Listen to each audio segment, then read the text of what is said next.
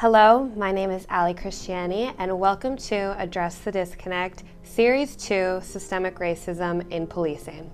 We'll pick up where we left off last week with our discussion on racism in policing, but discuss it in modern terms.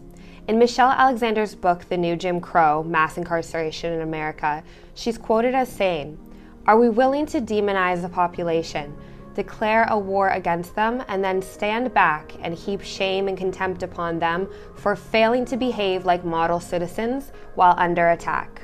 It is estimated that police kill 1,000 people every year. This number was calculated based on a study conducted by journalists from 2014 to 2020 called Fatal Encounters. The official figures are difficult to confirm considering the widespread of silence ingrained in police culture, known as the blue wall of silence. Some estimates put that figure at 1,700, with an annual rate of citizens being shot at 3,000.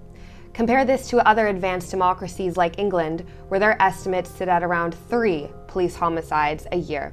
Keeping in mind the population percentages, 60% of this country is white and 13% is black, when you look at the figures in 2020, 226 black people were killed by police, compared to 432 white people, which demonstrates a strong disproportion.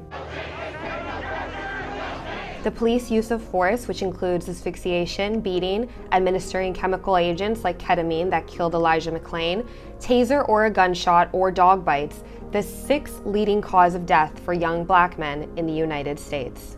These figures were so incomprehensible that the American Medical Association had to recognize police contact as a branch of health inequality.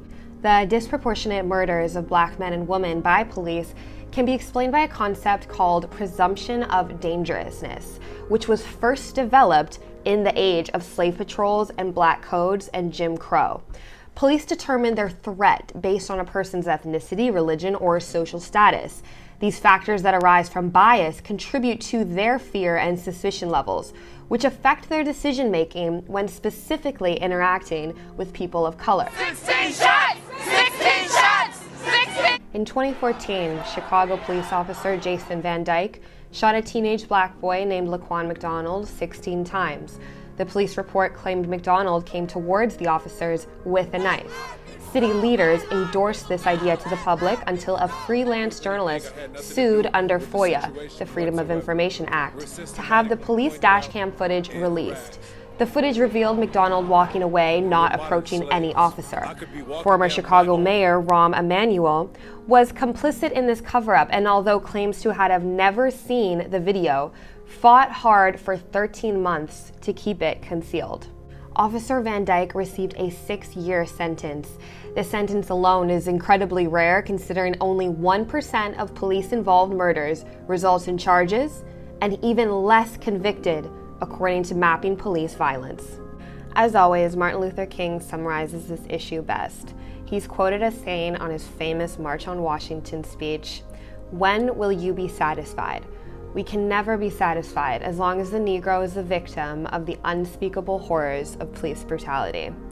Thank you again for addressing the disconnect. Please be sure to check out my article that is up on the Black blog, where you can find graphs. I've included visuals for this article, a lot more statistics, a lot more stories. I try to keep these videos as short and sweet for you guys as possible, but please be sure to read that article, stay informed, and continue to address the disconnect with me. Thank you.